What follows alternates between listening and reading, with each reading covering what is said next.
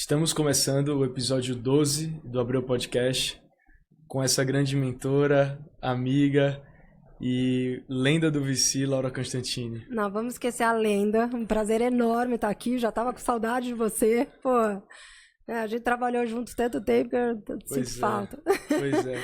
Bom, Laura, a gente se conhece há muito tempo, né? A gente trabalhou 4 anos juntos. E talvez o melhor jeito da gente começar essa conversa é você comentando uma habilidade que eu admiro muito sua, que é a sua capacidade de construir e manter relacionamentos. Qual o segredo dessa arte? Cara, acho que primeiro é gostar muito do que faz e das pessoas com quem está construindo relacionamento, que acho que é muito importante poder escolher. Porque, assim, no final do dia, você não vai fazer uma coisa bem se não tiver o prazer e a paixão envolvida. Então, eu acho que ao longo do tempo fui aprendendo, né? Como que o relacionamento em si é algo importante para as decisões e para a construção dos caminhos. Mas você acha que essa é uma habilidade que você meio que nasce ou você é capaz de desenvolver? Eu acho que é muito desenvolvível e, para ser bem verdade, assim, eu não acho que eu faça isso bem. Eu acho que eu me dedico pouco, eu acho que eu deveria me dedicar mais a nutrir algumas pessoas, algumas relações que deveriam ser importantes. Eu vou muito nessa do prazer. Pô, tem gente que eu tenho prazer de estar junto, então vai fácil e acaba nutrindo. Outras pessoas que são mais difíceis ou que menos disponíveis, eu deveria insistir mais, eu faço pouco, faço menos. Então, eu acho que eu faço mal isso, de verdade. Eu deveria fazer melhor. Até porque, assim, essa coisa do prazer, muitas vezes você tem tanto viés e tem tanta... que muitas vezes não é óbvio que você vai falar, putz, que pessoa legal. Não, você vai aprendendo a lidar. Então, eu acho que eu deveria até me dedicar mais a isso. Eu discordo de você e, de alguma forma, essas habilidades, essa capacidade Você sempre discorda, né? Sempre. Mas, de alguma forma, essa habilidade de criar conexões que são verdadeiras te levaram também a, por exemplo, agora recentemente, ir para o programa de Entrepreneur in Residence em Stanford. Sim, é verdade. Como foi essa experiência? Então, o que é ser Entrepreneur in Residence em Stanford? Mas esse é o exemplo clássico de que eu fiz, porque eu adorava o contato com os founders lá da Mova, e no começo era a MGov. Então, só, né, para quem não sabe da história, eu conheci a MGov, os founders, que era o Gui Lichan, o Marcos e o Rafael, em 2014, eu acho. E eu fui entendendo como é que a MGov estava funcionando e eu falava, cara, isso aqui não tem unit economics e tal, mas era tão legal o contato com eles e tinha uma missão tão bacana, a empresa, que eu continuei. Para mim era como se alimentar mesmo, era prazeroso. E isso continuou até que o Gui, de fato, decidiu, né, sair do dia a dia da Mova. Eles pivotaram a Mova, trouxeram um outro founder para esse novo modelo. E ele foi primeiro para dar aula na Universidade de Lausanne, depois ele foi para Stanford. E as conversas eram sempre muito legais, porque eu trazia o meu excitement do que eu via em relação a como que tecnologia transforma pessoas, sociedades, economias, e ele trazia o lado da educação e as preocupações de adoção de tecnologia na educação, as preocupações ou da falta, né, de adoção, de uma certa forma, e como era difícil, porque faz parte de políticas públicas da maior parte, né, dos países, e são decisões difíceis. Então, e todas as idiosincrasias do Brasil em relação a isso também, a gente ia discutindo. Então, eram conversas incríveis, assim, e a gente foi mantendo. E eu tenho certeza que do lado deles também tinha uma coisa de um prazer, porque, sim, tinha uma coisa né, eu estava sempre preocupada em ajudar, em levar a MGov ou a Mova para um caminho bacana, sustentável. Mas nem todo mundo que dá as mensagens corretas é legal, né? Então eu acho que tinha as duas coisas. Que legal, Lau. E essa relação, de alguma forma, te levou, em parte, para ir para o programa de Stanford. O que é esse programa de Entrepreneur in Residence e o que você faz lá? Boa. É um programa ligado à Escola de Educação e ligado à Fundação Lehman, de alguma forma, porque a ideia é discutir caminhos para a adoção de tecnologia na educação de uma forma que diminua a desigualdade social e não aumente. Porque, por incrível que pareça, essa foi uma das coisas que eu fui aprendendo enquanto conversava com o Guilherme, é que se na maior parte dos setores e aspectos da vida a tecnologia diminui desigualdade, na educação ela tem um potencial gigantesco de aumentar. Porque quem tem acesso acaba tendo muita vantagem em relação a quem não tem acesso. E o acesso à tecnologia não é algo que é dado, todo mundo vai ter acesso. Não, não é assim, tem muito a ver com disponibilidade e poder de consumo. Então, foram essas coisas que a gente foi discutindo. E agora, com o AI também, tem a questão toda da responsabilidade, de como que usa a tecnologia, como que usa essas plataformas em processos de aprendizagem, e às vezes com crianças que não sabem dosar o que vem de lá, né? Então, essas são coisas importantes para a humanidade discutir, e é isso que eu ajudo lá. Normalmente, o programa de Entrepreneur in Residence em Stanford, ele é um apoio para quem quer voltar a empreender, ou quer empreender.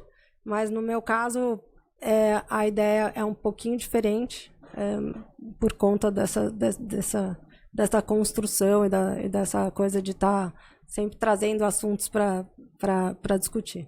Lau, e eu sei que você é uma apaixonada pelo tema da educação, né? E a gente já discutiu muito sobre isso, como a tecnologia, de alguma forma, altera o jeito que as pessoas vão aprender ao longo da vida. E aqui, dando a informação de insider, eu sei que isso influenciou até a escolha, por exemplo, da escola da sua filha. Tá. Como pensar o futuro da educação, de alguma forma, molda a maneira que você vê, por exemplo, a educação de algo como a educação das suas filhas? Então, eu acho cada vez mais que a gente vai estar muito bem, né, se tiver a disponibilidade da tecnologia, a gente vai estar muito bem assessorado com informação. E aí, o que as escolas deveriam ensinar é o que fazer com elas, ou como buscar, que tipo de pergunta fazer, como se aprofundar em algum tema, o que mais fazer com aquela com informação em termos de transformar aquilo em um projeto, transformar aquilo em algo útil. Porque hoje o que as escolas fazem, até por conta, né, de ter que passar no vestibular, por exemplo, é cuspir um conteúdo e o aluno ter que decorar sem entender qual que é a usabilidade prática daquilo. E isso faz cada vez menos sentido. Então, tem algumas crianças, eu tenho os dois tipos em casa. Tem algumas crianças que entendem que aquilo é importante para passar no vestibular e depois ela vai ver o que ela vai fazer da vida e aí sim ela vai poder criar e tal. E tem outras que falam, logo de cara fala, por que eu tenho que aprender isso e por que eu tenho que decorar isso? E a pergunta, as duas coisas em relação, né, ao conteúdo em si são legítimos, do tipo, tá bom, mas qual o sentido disso?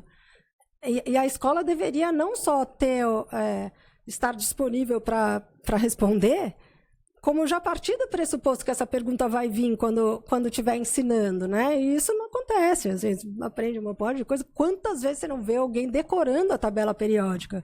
Isso é um absurdo por completo. Total, informação e conhecimento é completamente diferente no mundo que a gente vê hoje. Se isso 10 anos atrás já era algo óbvio, eu acho que com a evolução dos Large Language Models, com a evolução de AI, isso se torna nítido para qualquer pessoa que lida com educação. Total. E claro que tem um limite, né, para isso. Assim, tem coisas que primeiro você aprende o sentido, aí depois tem uma parte de mecanização que pode parecer uma decoreba. mas você está entendendo que aquilo é importante como agilidade do raciocínio, como uma base de conhecimento para você poder se aprofundar. Tudo bem, tem o meio do caminho de tudo. Eu não estou falando que não, a escola tem que ir lá e ensinar a pergunta e a criança que faça a pergunta para o ChatGPT e tá bom. Não, não é isso. Mas é que tem jeitos e jeitos de engajar e de alimentar a curiosidade que faz parte do processo, né, de aprendizado, inclusive, e de como você olha para o mundo, de uma certa forma. E uma das grandes contradições do mundo moderno, né? A gente nunca teve acesso a tanta informação e talvez a gente nunca aprendeu tão pouco. Exato, exatamente. E exatamente. Aqui partindo para algo que envolve educação. E você foi eleita pela Endeavor como a melhor mentora do ano. Mentora do ano. Não sei se é melhor, mas eu dediquei mais horas. E quais as pessoas de alguma forma se conectam com você?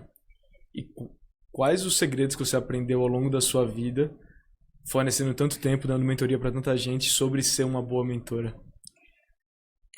Que eu acho que tem algumas coisas que são importantes. A primeira é que as pessoas, elas se interessam por visões diferentes. Então, elas não se interessam por algum dogma ou alguma coisa pré-estabelecida. Elas se interessam a entender como que aquilo pode mudar o paradigma ou a visão dela em relação a aquilo que ela está enxergando. Então, eu sempre parto do princípio de primeiro entender aonde que a pessoa está e depois fazer com que ela também entenda de onde eu estou partindo. Então, assim, quando eu converso com um empreendedor, eu tenho que colocar para ele de onde eu estou vindo. Cara, eu não sou construtora de negócios ou de startups. Eu sou investidora. E eu consigo te dizer o que eu já vi que deu certo. Só que dentro do que eu já vi que deu certo, tem várias coisas que eu não esperava que deu errado e algumas que eu não tenho resposta. Porque tem coisas que eu não consegui entender, que eu não consegui ver do dia a dia da empresa. E são detalhes, são pequenos detalhes que vão sendo empilhados um em cima do outro, que é o sucesso de qualquer coisa. E às vezes é uma coisa que não estava se encaixando ali, que eu não vi, que pode... Então, assim, não dá para dizer isso não deu certo por causa disso. Você pode até colocar motivos pelos quais as coisas não deram certo de acordo com a sua visão de mundo. Mas isso está longe de explicar a realidade por completo, sabe? Então, eu acho que essa abertura do tipo, eu tô partindo deste paradigma, eu estou enxergando isto desta forma, é importante. E isso abre também a comunicação para aprender muita coisa, sabe? E foi isso que foi legal, porque eu não só saía ou tinha a intenção de sair de cada conversa com algo que eu pudesse ajudar, mas também com algo que eu pudesse aprender. E essa troca que foi muito legal, sabe? Que legal, acho que mostra muito a humildade intelectual, né? De partir de um ponto que você também é um aprendiz. Tem algum aprendizado que você retira depois de ter dado tanta mentoria? Tem vários. Vários.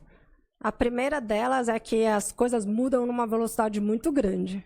Então, assim, eu consumo muita coisa, assim, leio muito, converso muito, mas tem uma velocidade de transformação da sociedade, das pessoas, que a gente acha que não, né? A gente acha que vai devagar, mas eu acho que não, acho que vai muito rápido, que a gente tem um olhar diferente para as coisas. E aí, o que faz sentido para uma pessoa não faz sentido para outra. E eu acho que é aí que está a questão, né? Não tem receita de bolo. Tem alguns princípios que eu acho que servem mais para uns do que para outros, e eu posso falar, isso foi um princípio que eu vi que deu certo para mim, ou isso eu aprendi deste jeito, veja se serve para você e tal. Mas não tem verdade absoluta para nada, sabe? Tem muita coisa que eu achava que não ia dar certo, que deu. Tem outras coisas que eu põe a minha mão no fogo, que não tinha erro. Então, assim, eu fui olhando tudo isso que eu fui falando, cara, isso aqui, a gente está no mundo para aprender e para trocar, sabe? E a troca não é de certezas. A troca é de aprendizados, entendeu? E às vezes você aprende de um jeito totalmente diferente da outra pessoa. E é isso que é um parâmetro que é importante. Total, e a velocidade de mudança eu acho que nunca teve um pace tão rápido, né? Então, Total. imagino que, sei lá, de 0 depois de Cristo até 1800, a forma como se construía a casa devia ser a mesma. Devia ser o mesmo playbook. E depois disso, a cada 10 anos tem uma forma diferente de como se constrói uma casa, o que dirá todo o resto, porque a internet gera tanta informação, que gera tanta ação diferente, que o ciclo de feedback é tão curto que você faz com que novas tecnologias se habilitem. E você deu muita mentoria para muitos founders, que é uma boa parcela dessa audiência desse podcast. Você consegue listar alguns problemas em comum? Em comum na jornada do empreendedor? Que você foi dar uma mentoria e você fala, caramba, eu já vi isso algumas vezes. Eu consigo. A primeira delas é o founder, ele tá lá muito envolvido no dia a dia da startup, e do que ele acha que ele precisa construir, e ele perde o parâmetro do porquê e de para quem ele está construindo. Eu já vi isso N vezes. Daí o cara tá lá e fala, poxa vida, mas talvez faça sentido você conversar com o seu usuário. E sim, no comecinho lá ele conversou, ele foi lá, ele mostrou, ele falou, esse aqui é o caminho, e ele foi lá, foi construindo, continuou construindo o caminho e esqueceu de voltar e falar, putz, será que é isso mesmo, sabe? E foi tomando as decisões de acordo com o que ele achava que era a realidade quando ele fez as primeiras conversas e perdeu o parâmetro, sabe? De quem é o maior aliado dele, que é o próprio cliente dele, entendeu? Então, isso eu vejo direto, mas direto. O cara simplesmente esquecer do usuário. E que é um dos grandes mantras do mundo das startups, né? De, sei lá, make something that someone wants, e fale com seus clientes, esteja próximo, porque é meio que, não sei se sabe aquele gráfico que tem, que é uma curva de distribuição normal, e de um lado você tem um gráfico de QI, aí tem a pessoa mais burra, tem a pessoa mais inteligente, e no meio tem uma distribuição normal, que é a grande parcela da população. E aí, para uma newsletter, eu fiz uma que eu acho que esse gráfico descreve muita coisa da vida. E meio que o burro e o ninja pensam da mesma forma, que é, a base de uma empresa é deixar os clientes felizes. E aí, no meio dessa distribuição normal, que são a maior parte das pessoas, eles pensam nas complexidades. Total. Mas meio que o segredo é deixar os clientes felizes. Essa é a base de qualquer empresa. Total. E você vê, né? O burro e o cara muito inteligente, eles podem ser tão inflexíveis cognitivamente quanto um ao outro, e isso ou flexíveis, né? E o que vai levar ao sucesso é a habilidade que tem de ir lá e conversar e fazer o fine tuning, de estar ligado, de conversar, de fazer testes a vida inteira, né? Sim. E aí, nesse tema de empreendedor, quem é um empreendedor ou empreendedora que você admira muito? Por quê? Tem vários que eu admiro. E tem perfis diferentes, assim, sabe? Eu acho que tem aquele perfil, né? Do cara que tem pouca experiência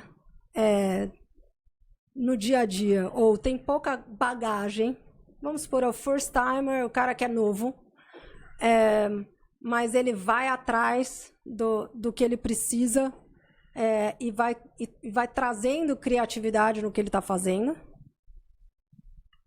Esse é um cara que eu acho que tem muito valor. E tem o outro, que é aquele cara que já veio de algumas jornadas, aprendeu e que sabe que dá para fazer diferente. Então, são dois perfis interessantes, bacanas. Então, vamos lá.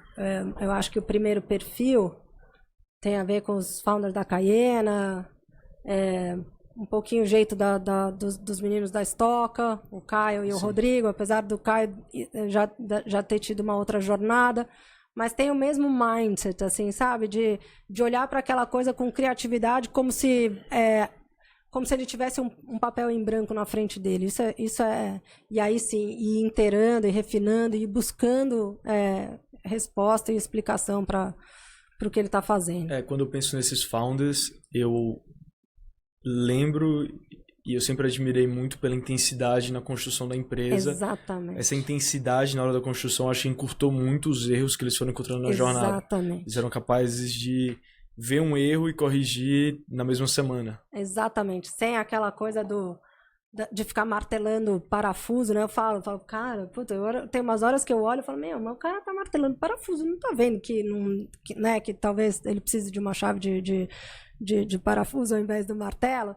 E é essa habilidade de mudando de ferramentas e de entender que às vezes a resposta de um é diferente da do outro, que faz com que esses caras vão muito rápido, né? Total. Parece que os ciclos se encurtam. E lá, movendo um pouco a conversa agora sobre Venture Capital, né? E quando você começou a trabalhar em Venture Capital, salvo engano, foi 2008? 2008, Então, 2008, logo depois da crise, fazem 16 anos, e eu acho que se tivesse 30 startups no Brasil, talvez seria muito. Lá atrás, exato. Como foi empreender num mercado completamente novo, e quais as lições que você tira dessa experiência? Cara, foi muito interessante. Assim, eu adoro olhar para trás e ver como que o ecossistema de venture capital e de inovação foi amadurecendo e foi sendo construído genuinamente por pessoas que queriam fazer coisas legais, porque sempre foi muito difícil, sempre foi um mercado que tinha pouca liquidez e de uma certa forma, sim, muito conteúdo disponível, mas pouco adaptado. Então, sempre um trabalho grande de todo mundo, de entender o que era pertinente ou o que não era pertinente para aquele momento no Brasil, para aquela tese, dadas as circunstâncias, o que tinham condições de florescer no Brasil, que era diferente de outros ecossistemas, e como que a gente podia usar, né, o que estava acontecendo em outros lugares em benefício. Então, sim, é verdade que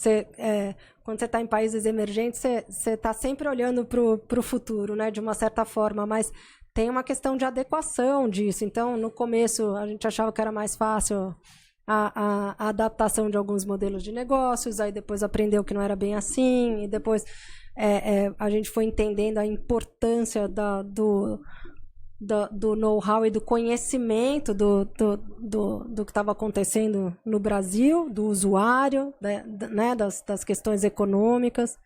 Então, tudo isso foi muito legal, assim, muito olhar para trás e ver o que foi construído. E empreendedorismo, ele tem uma habilidade de construir um tecido social que é muito mais diverso, inclusivo. Então, eu ainda acho que a gente está muito no comecinho, se for pensar o tamanho da economia no Brasil, mas a gente tem, se a gente consegue florescer e levar esse ecossistema para um outro patamar, a gente tem sim condições de construir uma outra sociedade em cima disso. Eu vou fazer uma pergunta que vai parecer estranha, mas eu atribuo parte do valor gerado também à paciência. Eu imagino, sei lá, que em 2008 você ia conversar com um possível investidor e ele acabou investindo no seu fundo talvez em 2015. São relacionamentos de 6, 7 anos. Como ter tanta paciência? E essa paciência vem do fato que você enxergava que o mercado iria para esse caminho? Ou de onde vem esse salto de fé que gera essa paciência para viver tanto tempo, talvez sem tirar um compensation relevante ou vivendo sob um custo de oportunidade menor do que você teria em outras profissões? Total. Cara, primeiro isso, assim,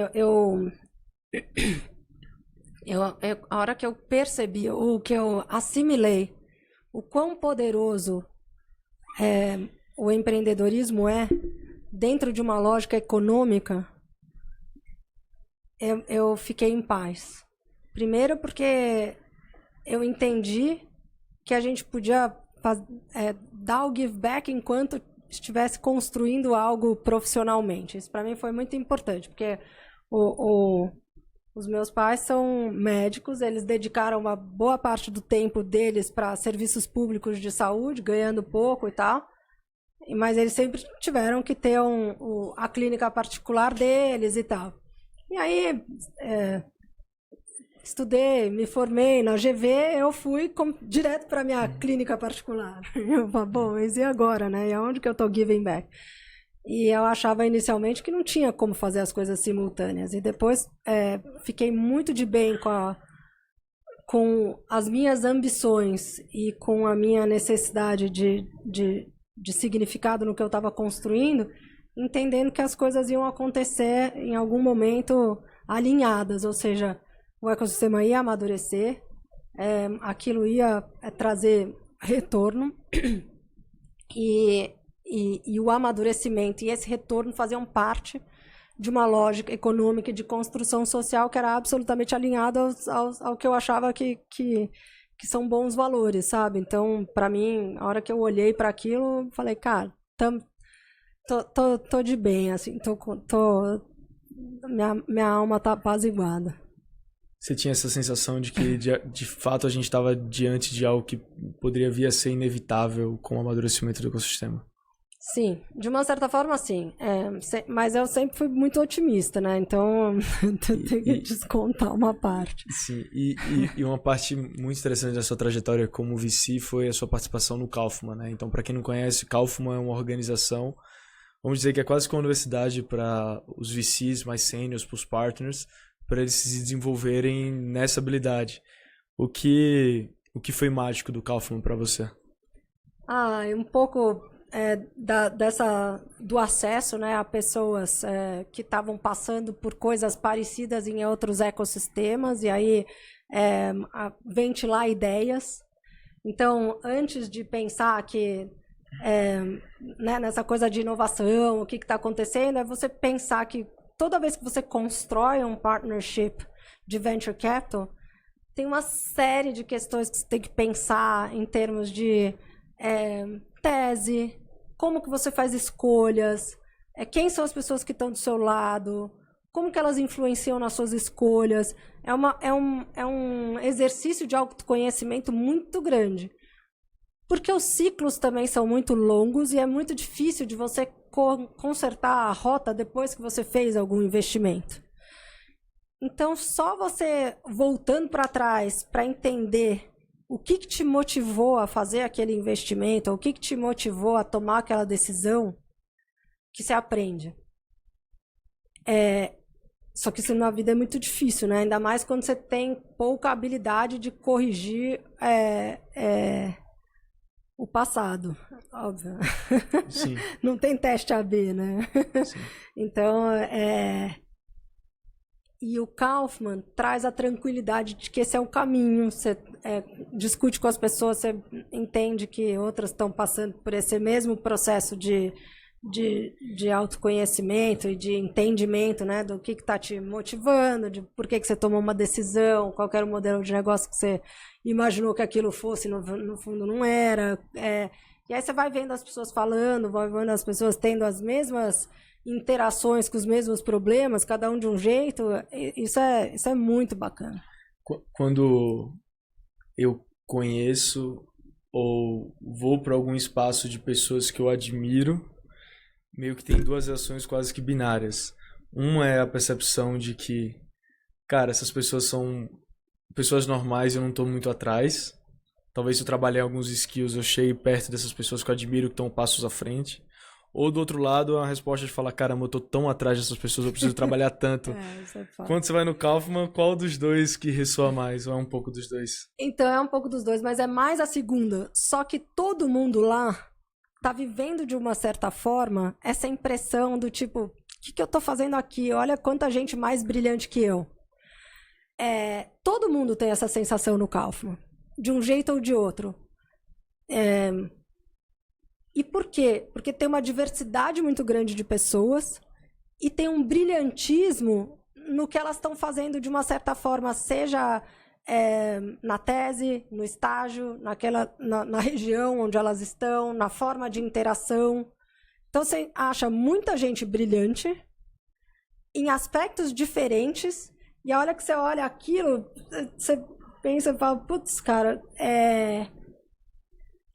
como é que eu tô fazendo parte disso, entendeu? Então, tem uma questão até, no começo, tem uma questão até de intimidação, assim, você fala, putz, grila, acho que eu tô no lugar errado. Mas depois não, depois você começa a entender que todo mundo ali se sente desta forma, mas que todo mundo tem o brilhantismo naquilo que tá fazendo, no espaço que tá fazendo, entendeu? E esse é um ponto bom, assim, que eu sempre pensei muito quando você falava do Kaufman, que é esse brilhantismo de cada um. E eu não sei, a minha interpretação de fora é que o Kaufman, ele parte menos do pressuposto de que X é melhor do que Y, e mais de que o X tem que procurar o que é incrível dentro dela, dentro dessa pessoa. E quais foram os aprendizados na sua trajetória de tentar entender o que a Laura é boa? Então, essa é uma coisa... Eu acho que assim, você ir construindo os seus diferenciais, ou o que você é bom no quê, é muito difícil você fazer isso se você ficar olhando para os outros. Muito difícil. Então, o olhar para a sua jornada e aonde você está querendo chegar é muito importante. No momento que eu percebi isso, não tinha mais síndrome de impostor para mim. Era, cara, eu tô seguindo o que eu quero fazer, do jeito que eu acho que eu consigo fazer. E é fair enough, tá de bom tamanho, sabe? Então, não é olhar para o que o outro faz, é sim entender como é que você empreende e agrega valor dentro daquele microcosmo que você está vivendo. E é esse que é o ponto. A hora que você entende que aquele microcosmo, você tem familiaridade, você tem intimidade, e que aquilo te acrescenta, cara, você vai tornando aquilo cada dia um pouquinho maior, entendeu? Então E aí você sabe o que buscar. Você vai sabendo o que você vai... Qual vai ser a próxima coisa que você vai ler? Qual vai ser o seu próximo livro? Qual vai ser a sua próxima conversa? E o que você vai, talvez, provocar na conversa com alguém que está ali na tua frente, que vai te trazer insights legais? Porque tem muito isso também. Não é só a questão do teu network. É a questão de como que você extrai valor dele, né? E é esse que é o ponto. Assim, no momento que você entende aonde que você quer ir e tem... cara, você tem orgulho disso? Você não vai ter vergonha de fazer a próxima pergunta. Então você acha que é mais sobre melhorar o nível de algo que você é bom do que tentar subir, talvez, níveis de algo que você é medíocre? Totalmente a primeira opção. Porque, assim, melhorar o que você...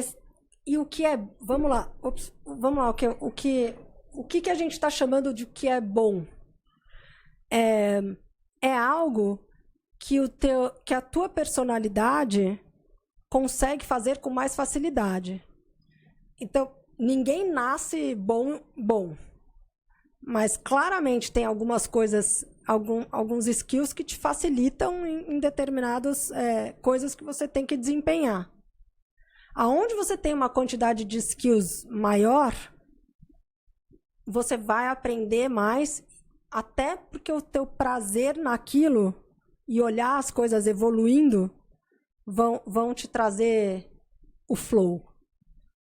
Então, assim, eu não estou dizendo que você não tem que se autoconhecer ou que você não tem que melhorar buscando melhorar. Mas tem que ter uma dose maior de envolvimento naquilo que você gosta e naquilo que é fácil entrar no flow para você sair do lugar. Sim.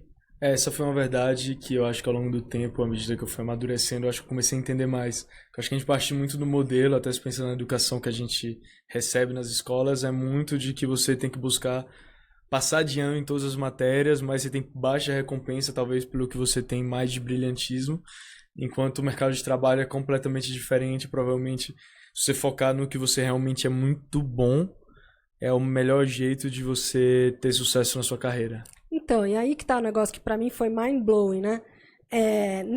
Nessa busca por entender quais eram os skills que me favoreciam, eu conheci a Juliana Rissard, que é coach, e que ela tem uma ferramenta, que é o Label, que te traz os traços de personalidade nos quais você é mais forte.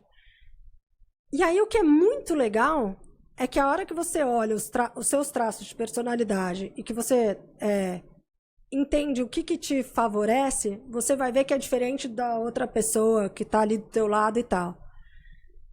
E a beleza disso é você entender como que as coisas se complementam. E o que você pode confiar que o outro vai fazer melhor do que você. E o que você pode bater no peito e falar, não, agora deixa que eu faço, entendeu? E é assim que se constrói um time de verdade. Então, o entendimento, o autoconhecimento e a busca por pessoas diferentes é muito importante desde que você consiga delegar e respeitar o que o outro tem de melhor, sabe? E eu acho que esse que é o... que eu acho que às vezes as pessoas se confundem, do tipo, o time tem que ser diverso. Desde que você vai respeitar a forma com que o outro tá fazendo e as decisões que ele tá tomando, senão é melhor ter tudo igual a você, entendeu? E movendo aqui um pouco para a parte de Venture Capital também, quem te acompanha sabe que você cofundou e trabalhou na Stella por 16 anos. E hoje você está numa nova fase. Como é que você se define hoje? Putz, cara, assim, eu acho que o que eu construí é muito legal pro que eu quero fazer.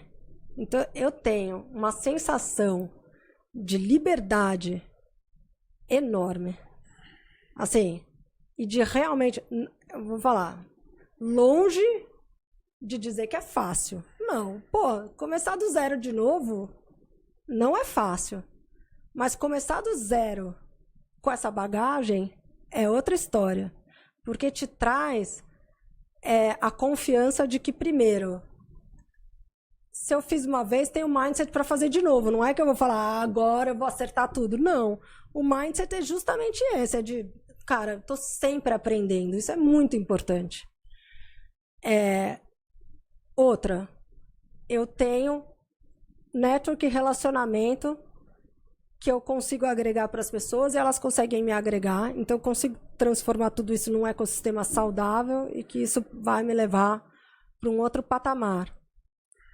2, eu consigo entender, né? Eu já vi vários ciclos e as coisas acontecendo e eu consigo entender o momento que a gente está vivendo e trazer formas criativas e flexíveis e não ficar batendo na mesma tecla do mesmo jeito. Isso significa que a minha bagagem não pesa na hora de eu tomar uma decisão do tipo, cara, eu quero ir para esse lado, eu quero ir para esse, agora o momento de mercado me leva para isso aqui, e tá bom, eu vou fazer isso aqui.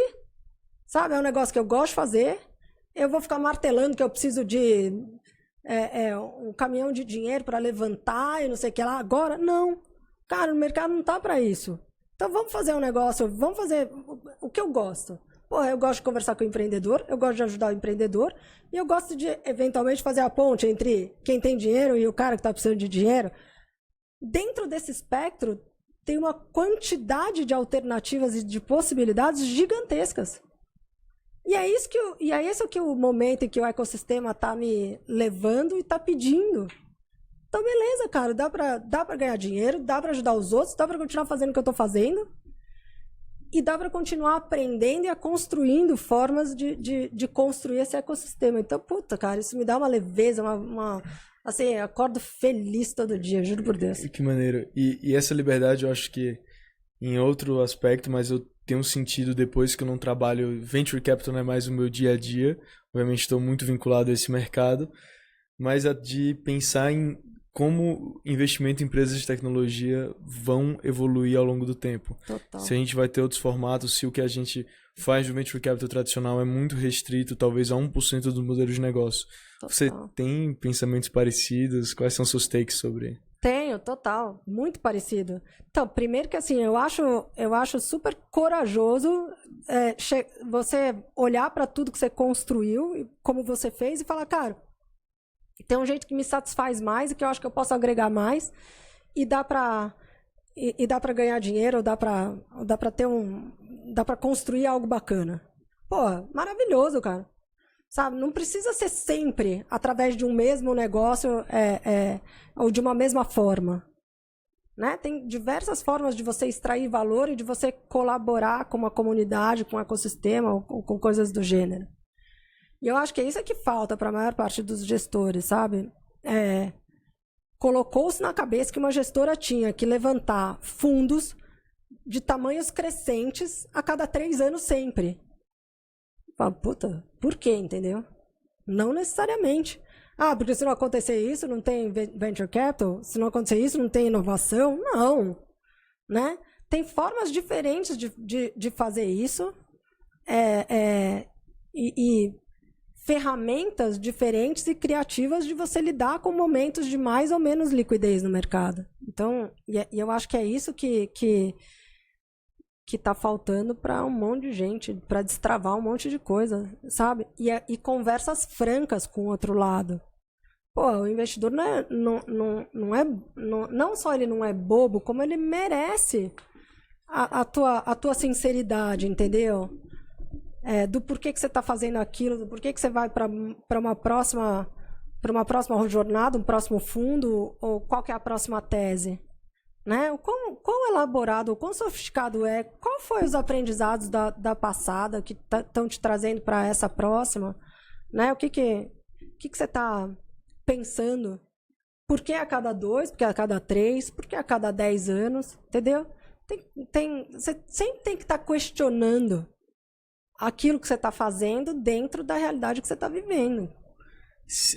Eu acho que se eu colocar no ChatGPT, escreva a tese de um fundo de venture capital early stage, ele vai escrever algo na linha de que eu sou um fundo focado em founders com modelos de negócios escaláveis em grandes mercados, que eu imagino que é a mesma coisa que está no site de 90% dos fundos, e eu não vejo problema nisso, porque isso é o venture capital da forma que a gente atua. Você só está esquecendo de falar que os founders são missionários.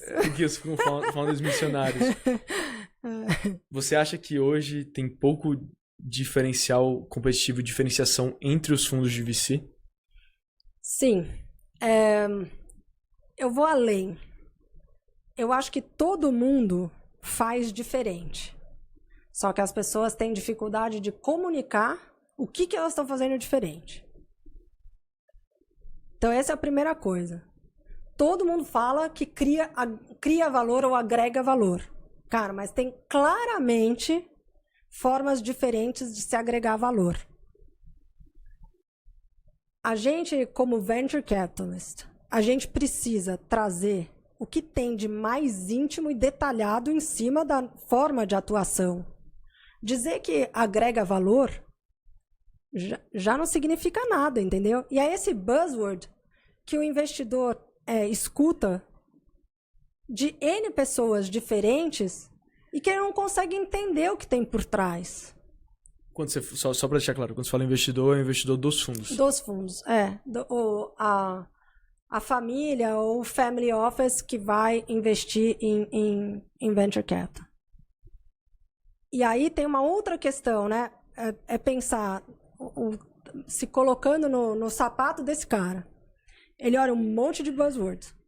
Ele não sabe diferenciar. Aí você tem um relacionamento que é de longo prazo. Um mercado que não tem liquidez. E isso é um bug. Porque, assim, uma coisa é você dizer que você vai investir, que você vai ser paciente com a startup, que você vai esperar ela crescer, sei que ela... Agora, a não liquidez das cotas do fundo, isso eu acho que é um bug. Eu acho que ainda a humanidade deveria saber resolver isso. Ainda não sabe, em nenhum lugar.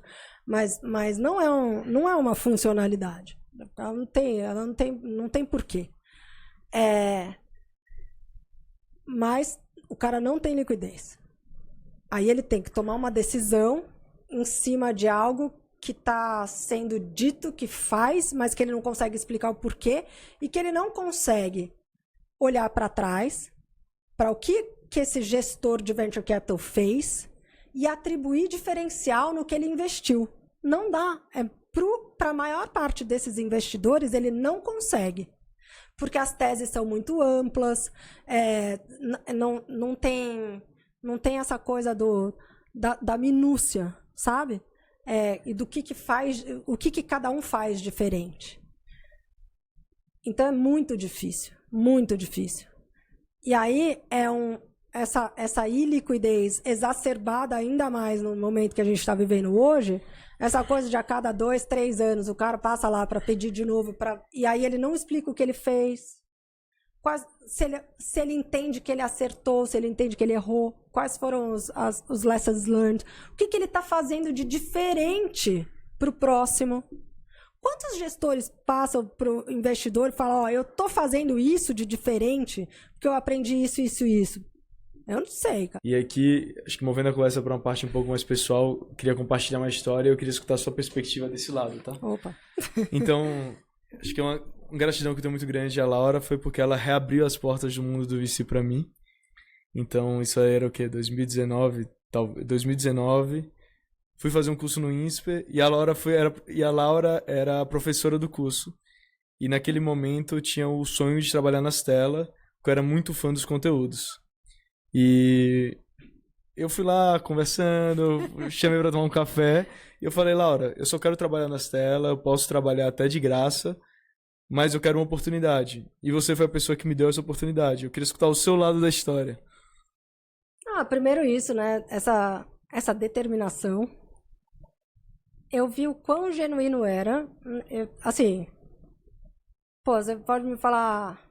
tem gente que fala isso pra todo mundo. Não sei se tem. Eu entendi o quão aquilo era precioso pra você e o quanto que você queria. Eu entendi que o que você estava disposto ali era realmente, talvez, de esperar. E aí não era esperar, vou esperar em casa, não vou ganhar nada. Mas era tipo, cara, talvez eu tome um outro rumo da minha vida, mas eu vou sempre avaliar uma oportunidade se ela for aberta. Então, assim, eu não estava achando que você ia virar a Madre Teresa, mas eu estava entendendo que aquilo era o que você queria, era o teu endgame. E de verdade, eu queria trabalhar com alguém que tivesse essa vontade, porque eu sabia que o negócio não era fácil. E queria também trabalhar com alguém que pudesse trazer perspectivas diversas. Então, quando eu brinco, você nunca concorda? Porque para mim aquilo era importante, assim, me alimentava. Não sei se não é bem assim o que eu penso, não sei o que lá. Aquilo era bom, não queria alguém sempre concordando comigo. Até o gente concordando com você é uma merda, entendeu? Eu queria gente que pudesse trazer uma perspectiva diferente, uma visão de mundo diferente. E aí, assim, eu acho que quanto mais você envelhece, mais próximo da geração anterior você tem que estar. Ou das gerações anteriores. Porque elas, sim, te trazem uma perspectiva, uma visão que não está carregando o teu legado. Então, assim, quando você vê, eu falo, eu já tô aqui na minha jornada já há não sei quanto tempo. Ele acabou de passar por um fundo pitanga, que era bem diferente do que a gente tinha nas telas. Outra perspectiva. E quer muito, falei, vamos aí, entendeu? Que legal. Bom, eu compartilhei uma grande gentileza que mudou a minha vida. E aí eu queria perguntar pra você, qual foi um ato muito gentil que alguém fez por você? Eu sei que essa pergunta é injusta com muitas pessoas que foram gentis na jornada. Mas eu queria escutar uma história de alguém que foi muito gentil ou alguma atitude que te marcou. Tiveram várias e muito, vamos supor, às vezes singelas, às vezes a maior parte das coisas que tiveram um significado muito grande para mim, eu sei, a maior parte, não todas, eu sei aquela pessoa estava fazendo com bastante carinho, dedicação, mas que ela não estava entendendo qual que era o impacto daquilo para mim.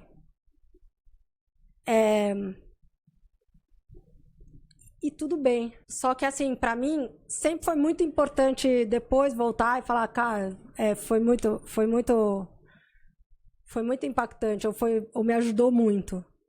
E, bom, aí, vamos lá. Eu não tenho como não trazer à tona o processo todo de decisão de saída das telas, né? Até a negociação final. E eu te falo, tiveram 5, 6 pessoas ao meu lado que fizeram questão absoluta de fazer call comigo, me procuravam. Vamos conversar? Vamos conversar? E aí, como você tá? E para essas pessoas, eu pude pedir ajuda e elas puderam me ajudar da forma com que elas tinham para me ajudar.